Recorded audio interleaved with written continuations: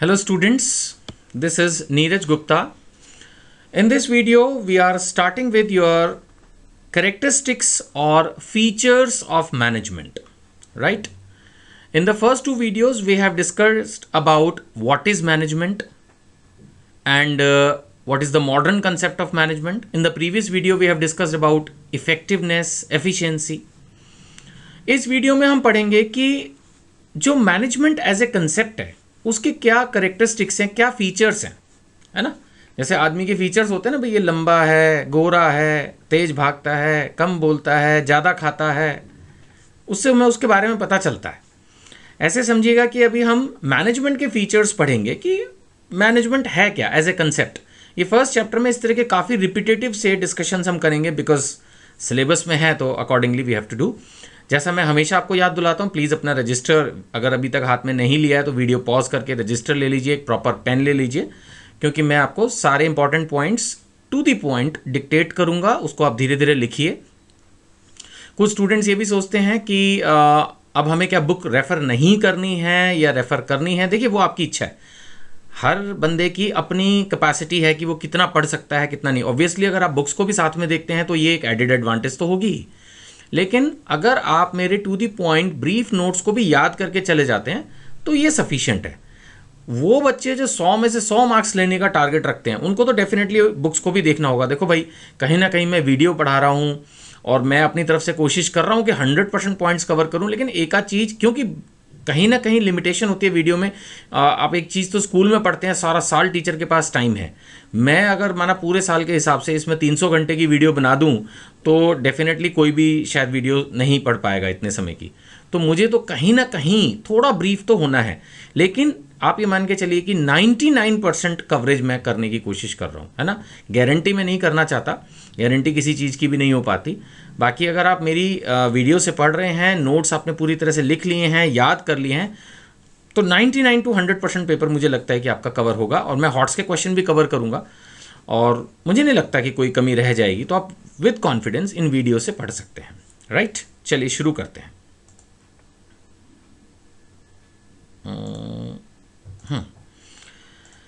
Let's start and write down the heading. We are starting with this features or characteristics of management.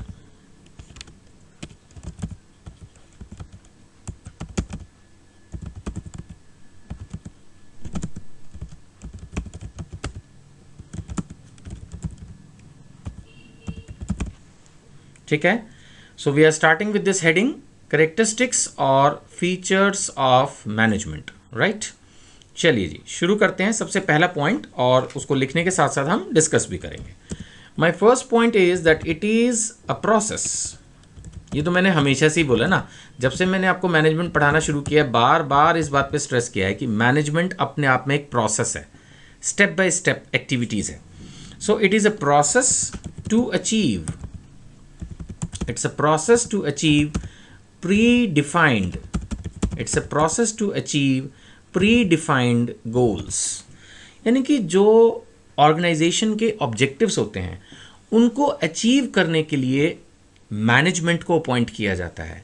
चीज़ें systematic हों, smooth हों, efficient हों, economical वे में हों, effective हों, उसके लिए मैनेजमेंट को एम्प्लॉय किया जाता है और वो एक सिस्टमैटिक वे में एक प्रोसेस के थ्रू गोल्स को अचीव करती है। So definitely my first point about the characteristics और features of management is that it is a process to achieve the predefined goals. ठीक है जी। अब हम लेंगे दूसरा पॉइंट कि मैनेजमेंट सभी तरह की ऑर्गेनाइजेशंस में चाहिए। Management is required in all types of organisations. ठीक है ना, ऐसा नहीं है कि सिर्फ बड़ी ऑर्गेनाइजेशन में चाहिए या सिर्फ कमर्शियल में ही चाहिए, हर तरह की ऑर्गेनाइजेशन में मैनेजमेंट की ज़रूरत पड़ती है। So I am writing that it is applicable to all kinds of organisations, right. It is applicable to all kinds of organisations. आगे हम लिख सकते हैं इसके, वेदर बिग और स्मॉल। इसके आगे हम लिख सकते हैं चाहे वो बड़ी ऑर्गेनाइजेशन हो, छोटी ऑर्गेनाइजेशन हो, है ना, कमर्शियल ऑर्गेनाइजेशन हो या नॉन कमर्शियल हो, कमर्शियल ऑर्गेनाइजेशंस, ठीक है, कमर्शियल ऑर्गेनाइजेशंस और एनजीओज, क्योंकि एनजीओज जो होती हैं जो कि बेसिकली सोशल सर्विस के लिए क्रिएट की जाती हैं, मैंने पहले भी लेक्चर में इस बात को बताया था कि इवन उनको भी सिस्टमैटिक चलना होता है, हवा में काम नहीं कर सकती वो भी, है ना। और इसी तरह से कोई कंपनी इंडियन भी हो सकती है, फॉरेन भी, तो मतलब all types of organisations requires management. Based on this, I can say, based on this, I can say that management is, based on this, I can say that management is all pervasive, है ना. Management is all pervasive, ये कई जगह आप किताबें जब पढ़ेंगे तो उसमें ये टर्म यूज की गई है, ऑल परवेसिव, है ना. तो ये परवेसिव वर्ड को मैंने समझाने की कोशिश की. परवेसिव का मतलब वो जो हर जगह एप्लीकेबल हो. जैसे भगवान के बारे में कह देते हैं कि भगवान हर जगह है ना, या हवा हर जगह है, पानी हर जगह है. ऐसे ही मैनेजमेंट भी, मैंने आपको बताया था ना, घर में, स्कूल में, मार्केट्स में, हर जगह. बिना मैनेजमेंट के तो कोई भी चीज़ सिस्टमैटिक चल ही नहीं सकती ना. तो इसलिए हम ये कह सकते हैं कि that management is all pervasive, right. चलिए अब हम थर्ड पॉइंट अपना लेते हैं. थर्ड पॉइंट कहता है कि मैनेजमेंट जो है वो मल्टी डायमेंशनल है. ऐसा नहीं है कि मैनेजमेंट का मतलब प्लानिंग है ना. सब कुछ है. काम कैसे शुरू किया जाए, क्या काम करें, कब करें, कहाँ करें, कौन करेगा, कब करेगा, कैसे करेगा, करते वक्त जो दिक्कत आई उसको सॉल्व करना, फिर पीछे मुड़ के देखना जो प्लानिंग की थी वो ठीक है कि नहीं, कॉम्पिटिटर्स क्या कर रहे हैं, पैकेजिंग कैसी होगी, प्राइसिंग कैसी होगी, टैक्सेशन जमा करना है, अकाउंट्स बनाने हैं, बैंक से लोन लेना है, EMIs पे करनी है, नई मशीन्स खरीदनी है. It's a continuous exercise as well as it is multi dimensional. अलग अलग इलाके हैं, अलग अलग एरियाज हैं मैनेजमेंट के काम करने में, कोई भी एक हिस्सा छोड़ नहीं सकते. जैसे हमारी बॉडी है ना, आंखें भी ज़रूरी हैं, नोज़ भी ज़रूरी है, टीथ भी ज़रूरी हैं, ईयर्स भी ज़रूरी हैं, इवन प्रॉपर स्किन भी ज़रूरी है. अगर किसी के बाल ठीक ना हो, कम हो जाए तो वो भी परेशान हो जाता है. हर चीज़ ही तो ज़रूरी है. पेट खराब हो तो आप काम नहीं कर सकते, कमर में दर्द हो तो चल नहीं सकते, हाथ में दर्द हो कुछ उठा नहीं सकते, पाँव में दर्द हो तो भी problem. What I mean to say कि फुल बॉडी परफेक्ट होनी चाहिए. इसी तरह से बिजनेस को सक्सेस करने के लिए 100 चीज़ों की ज़रूरत है, तो मैनेजमेंट वो 100 के 100 चीज़ें देखती है. इसलिए हम थर्ड पॉइंट ये कह सकते हैं that management is multi dimensional. Management is multi dimensional, right. अब इसके बारे में हम थोड़ा सा आपको एक्सप्लेनेशन भी लिखवा देते हैं. That on one hand it is, on one hand, oh, one हो गया. On one hand, it has to manage work. On one hand, it has to manage work like, काम तो संभालना ही पड़ता है ना. Like what is to be done, क्या करना है, like what is to be done, how it has to be done, क्या होना है, कैसे होना है, etc. And on the other hand, यानी एक तरफ तो ये काम को मैनेज करना होता है मैनेजमेंट में कि क्या होना है, कब होना है, कैसे होना है. दूसरी तरफ उसके लिए वर्कफोर्स चाहिए. On the other hand, it has to manage workforce, है ना. And on the other hand, it has to manage workforce like who will do it, etc. आई बात समझ में. यानी मैनेजमेंट मल्टी डायमेंशनल है, जैसे मैंने शुरू में समझाया. एक तरफ वर्कफोर्स को मैनेज करना है, आरी बात समझ में, एक तरफ वर्कफोर्स को मैनेज करना है और दूसरी तरफ काम कैसे होगा, कैसे नहीं होगा, इस चीज़ को भी देखना है ना. तो मैनेजमेंट की हर तरह से पूरी जिम्मेदारी रहती है, तभी वो चीज़ सक्सेस है ना. चलिए अब हम फोर्थ पॉइंट लेते हैं. फोर्थ पॉइंट ये बता रहा है कि जो मैनेजमेंट के वर्किंग है ना वो कॉन्टिन्यूस होती है. ये पॉइंट मैंने आपको, ये कंसेप्ट मैंने थर्ड पॉइंट में भी बताया कि मैनेजमेंट कभी रुक नहीं सकती. हम कितना भी प्लान करके बैठ जाए, जब एग्जीक्यूशन होने लगता है, जब उस चीज़ को हम करते हैं, तब पता चलता है हो ये तो रह गया, ये बिल्कुल ऐसा है जैसे हम किसी पिकनिक पे जा रहे हो तो हम अपनी तरफ से सब कुछ प्लान कर लेते हैं, भाई इस व्यक्ति ने जाना है, यहाँ से हम बस पकड़ेंगे या अपनी कार में जाएंगे, वहाँ पर हम ये खाएंगे, इतने की टिकट खरीदेंगे, फिर भी वहाँ जाके पता चलता है ओ कैमरा तो लाना ही रह गया। फिर उसका जुगाड़ ढूंढा जाता है, चल भाई तेरे कैमरे में रिकॉर्डिंग कर लेते हैं, या उसमें बैटरी का चार्जर रह गया, खुले पैसे रह गए, अब टिकट कैसे खरीदें, या व्हाटएवर। ये एक लाइफ इज़ लाइक दिस। शायद यही लाइफ की इंजॉयमेंट भी है कि कुछ ना कुछ ऊपर नीचे होता रहता है और हम लगे रहते हैं दिमाग में, नहीं तो शायद लाइफ बड़ी मोनोटोनस हो जाए। और बिजनेस तो इसीलिए बहुत चैलेंजिंग होता है ना। बिजनेस में तो कुछ ना कुछ होता ही रहता है। किसी स्टाफ को आपने ट्रेन कर दिया, सेट कर दिया, वो अचानक पता लगा जॉब छोड़ के दूसरी कंपनी में चला गया, फिर से स्टाफिंग करो, फिर से ट्रेनिंग करो, तो कंटिन्यूस, शांत नहीं बैठ सकती मैनेजमेंट, राइट। सो इसके बारे में लिखिएगा, all functions of management like planning, all functions of management like planning, staffing, controlling, etc.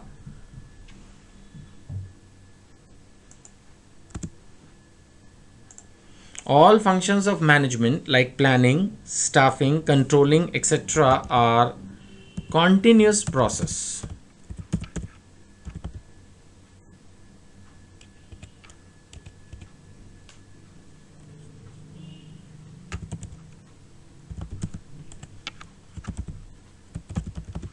ठीक है जी, आई होप आपने लिख लिया होगा। Fourth point, all functions of management like planning, staffing, controlling, etc. are continuous process। ठीक है ना। तो अभी तक हमने ये समझा, अभी तक हम 4 पॉइंट कवर कर चुके हैं और हमने ये समझा कि मैनेजमेंट हर तरह की ऑर्गेनाइजेशन को ज़रूरत है, मल्टी डायमेंशनल है और साथ में ये एक कंटिन्यूस प्रोसेस भी है और इसके बिना तो ऑलमोस्ट रहा ही नहीं जा सकता। It is almost essential, right. चलिए और इसके बारे में हम पढ़ते हैं, आगे पॉइंट्स हम लेते हैं। नेक्स्ट है एवर चेंजिंग। वही बात आ जाती है, डेफिनेटली हमारी जो मैनेजमेंट है वो एवर चेंजिंग है, राइट।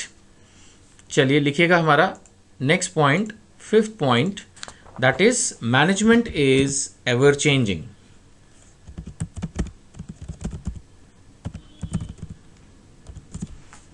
आपको सारे डिस्कशंस में जो मैं कर रहा हूँ डिफरेंट पॉइंट्स में आपस में लिंक नज़र आ रहा होगा, बिल्कुल ऐसा ही है। मतलब ये कोई एक डिफाइंड चीज़ नहीं है कि बस एक ही लाइन है हर चीज़ का और हर पॉइंट का अलग अलग मतलब है, कहीं ना कहीं सब इन्वॉल्व है। कॉन्टिन्यूस प्रोसेस है, मल्टी डायमेंशनल है, इसी तरह से एवर चेंजिंग है। यहाँ पर भी वही बात एक तरह से रिपीट हो रही है कि अब कोई ना कोई एम्प्लॉय, जैसे मैंने कहा, छोड़ के चला जाता है, कोई नया कंप्यूटर आ जाता है, कोई गवर्नमेंट की पॉलिसी चेंज हो जाती है, तो मैनेजमेंट को कॉन्टिन्यूसली काम करना पड़ता है। वही उसका एक फीचर ये भी होगा, एवर चेंजिंग, है ना। लिखिए इसके बारे में, due to competitors activities, technological changes क्या होता है? अब देखिए ना, अच्छे भले लोग टैक्सियाँ चला रहे थे, अब ओला कैब्स, ऊबर कैब्स आ गई, टेक्नोलॉजी चेंज हो गई, अब उससे उनके बिजनेस पे प्रॉब्लम आ गई। मैं दिल्ली का एग्जांपल हूँ तो अच्छे भले लोग रिक्शा चला रहे थे, अब ई रिक्शा आ गई। ई रिक्शा आने से जो ऑर्डिनरी रिक्शा चला रहे थे उनके बिजनेस पे असर पड़ गया। सिंपल फ़ोन्स बिक रहे थे, नोकिया अच्छी भली जिंदा कंपनी थी, सक्सेसफुल थी, अचानक सैमसंग ने स्मार्टफोन्स निकाले और कंपनियों ने भी निकाले, लोगों ने स्मार्टफोन्स लिए, नोकिया उतनी जल्दी चेंज नहीं हो पाया, बिजनेस आउट हो गया। तो अगर मैनेजमेंट टेक्नोलॉजिकल चेंजेस के हिसाब से अपने आप को अडॉप्ट ना करे तो सर्वाइवल ही खतरे में पड़ जाती है, राइट। कैमरे का एग्जांपल ले लीजिए, सर्वाइवल पे ध्यान आया। पहले एक कंपनी थी, मेरे ख्याल से अगर मैं गलत नहीं, कोडैक, जो कैमरा रोल्स वगैरह बना रही थी। अब camera almost out of fashion है, अब तो जो लोग बहुत शौक रखते हैं फोटोग्राफी का वही खरीदते हैं, अदरवाइज तो मोबाइल्स में ही 13 मेगापिक्सल 20 मेगापिक्सल पता नहीं क्या क्या आता रहता है। तो उस हिसाब से अब मोबाइल में ही कैमरा आने से कैमरा इंडस्ट्रीज हिल गई। उनको कुछ ना कुछ शायद सोचना चाहिए था, पहले ही इसका कोई इलाज करते, जो भी था। तो कहने का मतलब ये है कि मैनेजमेंट को कॉन्टिन्यूसली देखना पड़ता है, it's ever changing. So due to computers activities, technological changes, then government policies, है ना। अब गवर्नमेंट ने अचानक मान लेते हैं ये चेंज कर दिया जी, सब लोग डीमोनेटाइजेशन के बाद ऑनलाइन पेमेंट लेंगे, तो फ़र्क तो पड़ता है ना बिजनेस पे, कैश पेमेंट नहीं आ रही। तो ऐसे कुछ ना कुछ जो है चेंजेस होते ही रहते हैं, है ना। इनके बेसिस पर हम ये कह सकते हैं कि due to computers activities, technological changes, government policies etcetera, management functions are dynamic, है ना। हम ये कह सकते हैं that management functions are dynamic, management functions are dynamic. कुछ किताबें इसको डायनेमिक करके समझाती हैं। डायनेमिक का मतलब क्या? Always changing. By dynamic they mean always changing, यानी कि बदलते एनवायरनमेंट में जब लगातार कुछ ना कुछ अपने को बदलना पड़े, जो हम काम आज कर रहे हैं अगले दिन वो ना करके कुछ और करें, तो उसको हम डायनेमिक कहेंगे, ऑलवेज चेंजिंग। ठीक है जी, तो ये पॉइंट मेरे ख्याल से आपको अच्छे से क्लियर हो गया। देन मैनेजमेंट में एक बंदे को नहीं मैनेज करना होता, पूरी ऑर्गेनाइजेशन के हर व्यक्ति को। देखा जाए टेक्निकली तो सीनियर मोस्ट लेवल पे जो मैनेजर्स हैं वहां से लेकर जो बॉटम लेवल पर कंपनी में पियोन है, स्वीपर है, क्लीनर है, उस तक सबको कोऑर्डिनेट करके चलना है। ठीक है, so I can say that management manages a group of people. Management manages a group of people, right? So in a way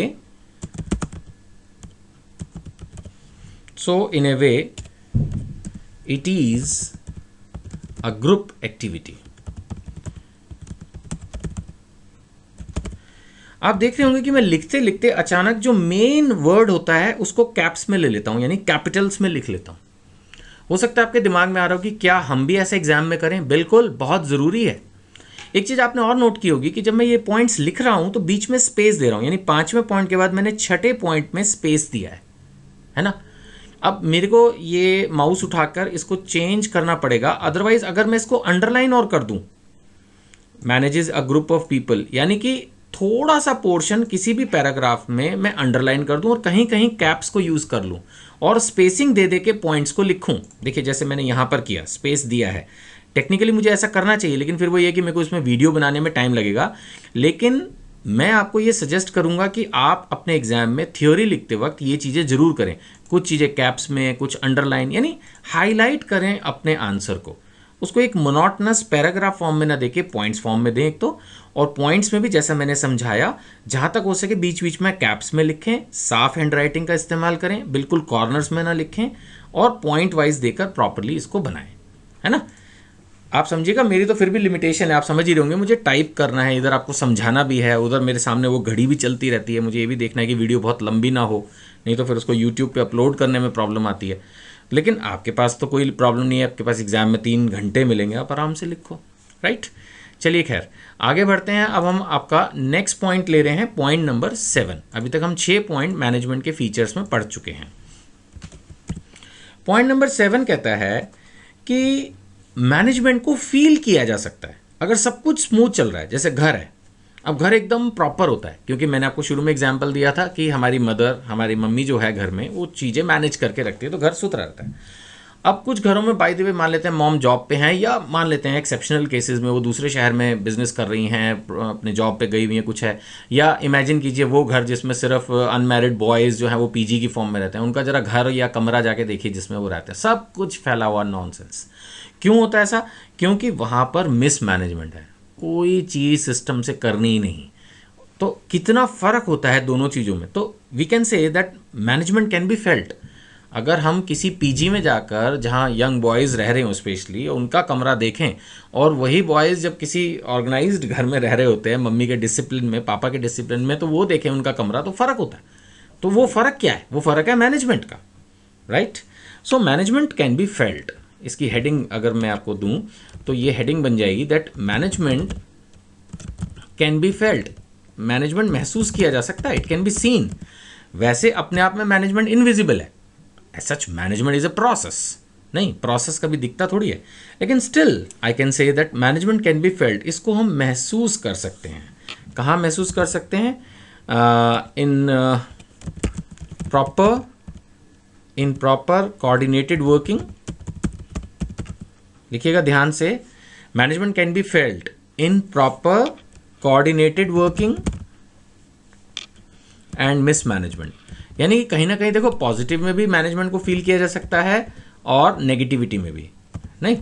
अगर कहीं सब कुछ बढ़िया है तो इसका मतलब मैनेजमेंट अच्छी है, और ख़राब है तो इसका मतलब मैनेजमेंट ख़राब है। तो ये कह सकते हैं कि मैनेजमेंट को इस वे में मैं ये कह सकता हूँ कि हम फील कर सकते हैं, right.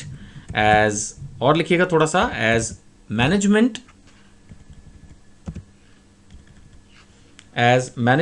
can't be seen, as management cannot be seen, दिखते तो है नहीं मैनेजमेंट एज सच, है ना।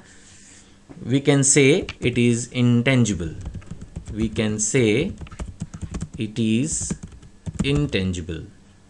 यानी एक तरह से ये एक और important word about the management मैंने निकाल लिया, दैट मैनेजमेंट इज इंटेंजिबल। मैंने पिछले स्लाइड में एक तरह से टाइप करके आपको बताया था management is a group activity, फिर मैंने आपको बताया मैनेजमेंट इज डायनेमिक, है ना। मैंने बताया मल्टी डायमेंशनल, फोर्थ पॉइंट में मैंने कहा कॉन्टिन्यूस प्रोसेस, देन मैंने बताया pervasive and it is a process to achieve. तो अगर मैं इनको हाईलाइट कर दूं तो हमारे सारे पॉइंट्स जो हैं वो क्लियर हो जाते हैं। It's a process, it is all pervasive, है ना। और अगर हम देखें इट इज़ मल्टी डायमेंशनल, अगर हम देखें तो इट्स अ कॉन्टिन्यूस प्रोसेस। इस तरह से आप अपने नोट्स को हाईलाइट भी कर सकते हैं, कॉपी में भी आप कर सकते हैं। अगर आप हाइलाइटर पेन खरीद लें, वो जो लाइट ग्रीन कलर का हाइलाइटर पेन आता है, तो अपनी कॉपी में हाईलाइट कर सकते हैं। इससे आखिरी दिनों में आपको अपने नोट्स को रिवाइज करने में बहुत आसानी होगी। जैसे मैं हाईलाइट कर रहा हूँ, ऐसे आप भी अपने असाइनमेंट को जो आपने कॉपी रजिस्टर बनाया है उसको हाईलाइट कर सकते हैं। थ्योरी पेपर्स में ये बहुत हेल्पफुल होता है, ठीक है ना। और ये लास्ट पॉइंट जो मैंने अभी पढ़ाया वो आ गया आपका, इट इज़ इंटेंजिबल, राइट। चलिए अब मैं ले रहा हूं आपका आखिरी point, that functions of management are interdependent on each other. क्योंकि देखिए ऑर्गेनाइजिंग करनी है तो पहले प्रॉपर प्लानिंग चाहिए, प्लानिंग के बिना ऑर्गेनाइज क्या करोगे। सारा कुछ कर लिया, अगर प्रॉपर स्टाफ नहीं है तो भी आप कुछ काम नहीं कर पाओगे। तो यानी कि मैनेजमेंट के जितने भी फंक्शंस हैं वो सब एक दूसरे पर डिपेंडेंट रहते हैं, ठीक है ना। तो चलिए आखिरी पॉइंट इस वीडियो का हम ले रहे हैं, 8th point, which is talking about that functions of management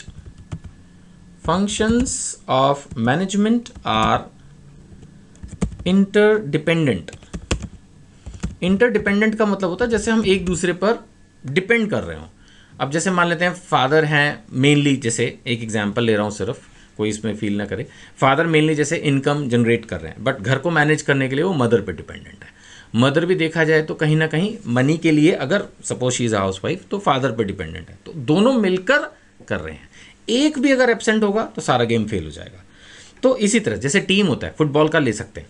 अब फुटबॉल में एक आगे स्ट्राइक करता है, एक मिडिल में जो है गेम बनाता है, पीछे सेव होता है, फिर लास्ट में गोलची है।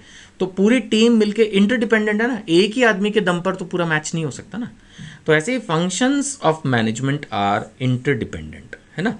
क्योंकि ये टर्म मेन है इसकी, तो मैं इसको रेड कर देता हूँ ताकि आप समझ पाएँ कि ये एक मेन फीचर है जो मैं इसमें आपको समझाने की कोशिश कर रहा हूँ, राइट।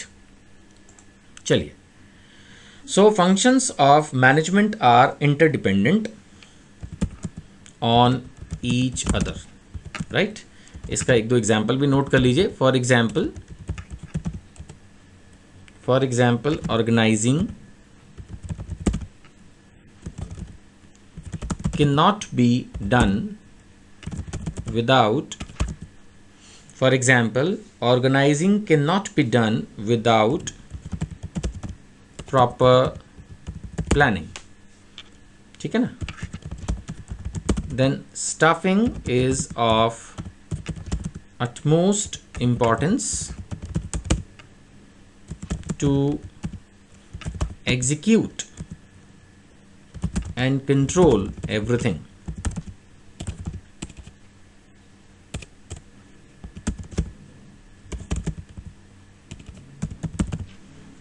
ठीक है ना। अब स्टाफिंग के बिना क्या होगा? स्टाफिंग का मतलब होता है किसी भी पोस्ट पर किसी भी काम को करने के लिए एप्रोप्रिएट स्टाफ को अपॉइंट करना, है ना।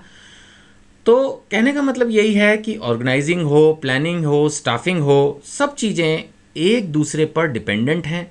जब तक सारे ही फंक्शंस मैनेजमेंट के ठीक से नहीं होंगे तब तक ये नहीं कहा जा सकता कि मैनेजमेंट प्रॉपरली काम कर रही है, ठीक है।